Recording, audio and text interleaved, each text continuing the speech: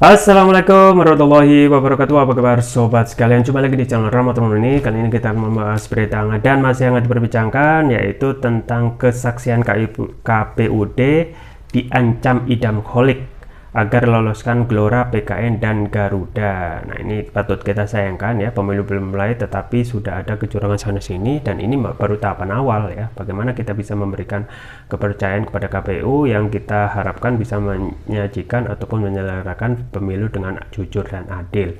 Ini sesuai dilansir oleh cnnindonesia.com. Langsung saja kita baca dan kita ulas. Jakarta, CNN Indonesia, salah seorang komisioner Komisi Pemilihan Umum KPUD mengungkap kesaksian soal ancaman Komisioner KPU Pusat idam holik terhadap semua KPUD di seluruh Indonesia dalam proses verifikasi faktual partai peserta pemilu.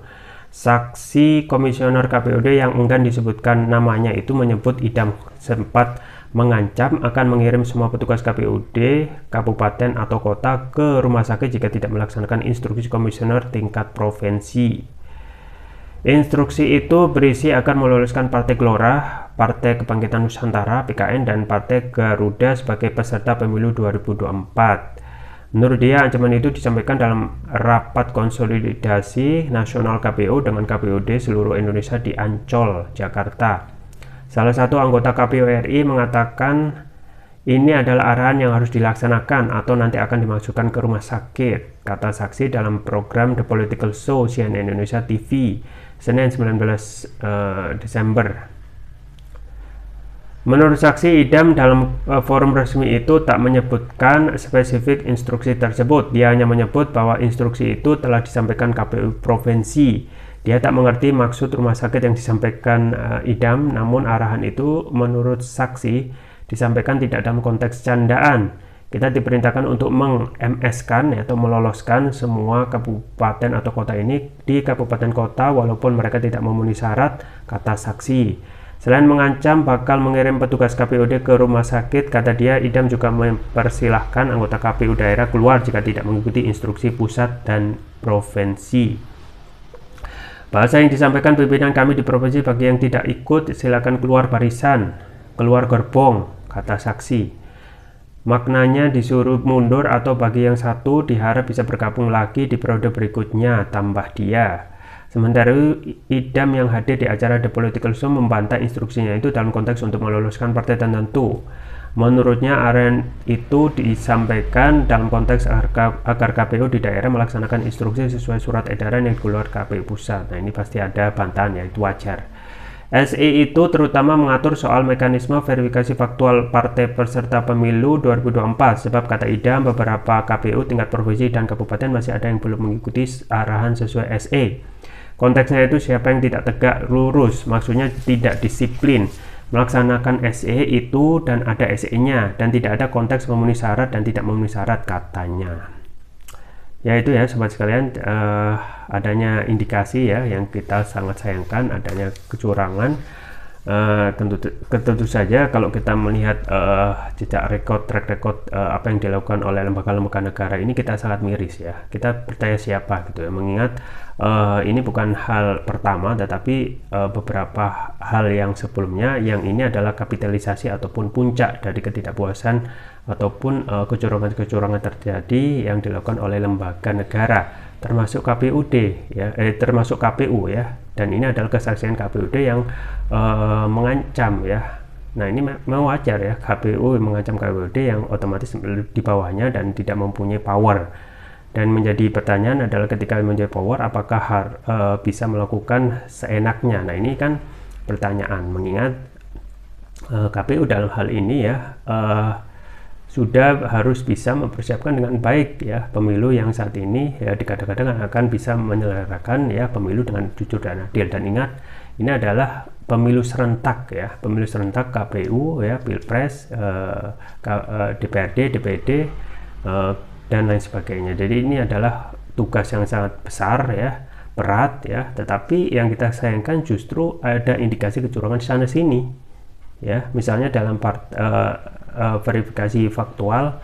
Nah, yang menjadi pertanyaan ya, kalau ini terjadi, ini pasti kita sangat sayangkan ya, karena kecurangan satu ya itu akan berefek ketika tidak ada kompensasi ataupun tindak lanjut ataupun sanksi, maka akan ada kecurangan-kecurangan yang lagi gitu ya, kecurangan yang lain yang akan terjadi setelahnya. Dan kita ketahui ya sudah banyak masyarakat itu yang tingkat kepercayaan publik kepada lembaga negara itu turun ya. Tidak hanya kepada contoh kasus KPU yang sekarang mengemuka di pemberitaan, tetapi sebelumnya yaitu tentang KPK misalnya yang sudah turun marwahnya dengan adanya pelemahan KPK dengan undang-undang dan lain sebagainya. Dan sekarang itu merembet kepada lembaga negara yang lain yaitu KPU yang mempunyai wewenang untuk melaksanakan pemilu 2024. Nah memang ya indikasi kecurangan ini sudah bukan hal baru dan menjadi hal yang rahasia umum yang harus diselesaikan sebelum pelaksanaan pemilu 2024 itu berlangsung. Dan kita khawatirkan gitu ya, nanti kalau terus-menerus melakukan dalam tanda kekecewaan ya, meskipun pasti ada bantahan ya. Hal yang tidak lumrah adalah ketika ada aduan dari daerah ya KPUD kemudian ke KPU, yang adalah KPU menyesali kemudian mengakui, itu hal yang tidak akan terjadi ya. Yang terjadi adalah pasti akan bantah-bantahan. Dan yang terjadi kondisi sekarang ini adalah tentang kepercayaan publik, trust ya. Trust itu yang coba harus dibangun, malah ini dirusak dengan perilaku segelintir orang ya. Kalaupun nanti benar-benar Idam Khalid ini ya terbukti ya melakukan mendeklarasikan untuk melakukan inisiatif untuk kecurangan ya, untuk meloloskan jadi TMS menjadi MS ya, jadi partai politik yang TMS tidak memenuhi syarat menjadi memenuhi syarat, maka kalau indikasi berat harus dipecat gitu ya. Dan ini hukumannya harus berat. Kenapa? Karena dia adalah pemangku atau pelaksana aturan KPU ya. Kenapa ya? Karena kita ketahui ya KPU ini akan menjalankan ya helatan akbar ya, event akbar 5 tahunan yang ini akan lebih berat lagi karena pemilu itu akan diselenggarakan serentak. Dan kita ketahui ya memang indikasinya banyak ya, diantaranya adalah pengakuan KPUD, pun juga kita ketahui pengakuan dari satu-satunya dari partai politik yang tidak diloloskan yaitu Partai Umat, dari Pak Amin Rais yang mengatakan mendapatkan informasi A1 yang sudah ada dalam pemberitaan media online juga, bahwasanya Pak Amin Rais mendapat informasi A1 ya pada 14 Desember itu semua partai diloloskan kecuali Partai Umat ya. Ini kan berarti sudah diset sejak awal ya, dan indikasinya jelas, dan ada pengalian suara ya kalau nggak salah itu ke suara partai yang lain yang akhirnya menjadikan Partai Umat itu tidak lolos dan lain sebagainya. Jadi kita miris ya tentang penegakan hukum yang tidak betul-betul fair ya. Terkesan ini adalah pesanan dari atas ya, yang kita tidak tahu ya, karena terkesan ada kecemasan dengan adanya lolosnya satu partai yang kemungkinan nanti akan menggerogoti elit pusatnya, dan skenario yang berkembang adalah memang seperti itu ya, meloloskan partai yang akan menjadi ancaman koalisi, menjadi ancaman dari koalisi istana, yaitu Demokrat ya, dan juga Demokrat dan juga PKS. Jadi saingannya itu yang diloloskan ya Partai Gelora yang kemungkinan nanti akan menggerogoti dalam tanda kutip PKS, dan kemudian PKN yang dalam tanda kutip akan menggerogoti ya Demokrat, yang semuanya itu akan diloloskan ya PKN dan Gelora untuk melemahkan lawan oposisi ya. Dan ini adalah skenario yang bisa benar atau tidak ya, yang tahu adalah yang berkepentingan, yang mempunyai informasi resource di dalam. Dan kita waktu ini ya kita berpacu dengan waktu ya, berpacu dengan waktu, dan pemilu yang benar-benar sudah dekat meskipun kurang lebih setahun ya, tetapi masih ada persoalan ya.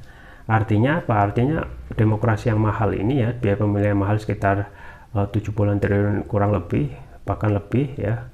Pertama ada kemungkinan adanya korupsi ya, ancaman ke depan. Kemudian dengan biaya mahal itu tidak serta-merta menghasilkan pemilu yang jujur adil. Sudah ada ancaman di depannya, itu apa?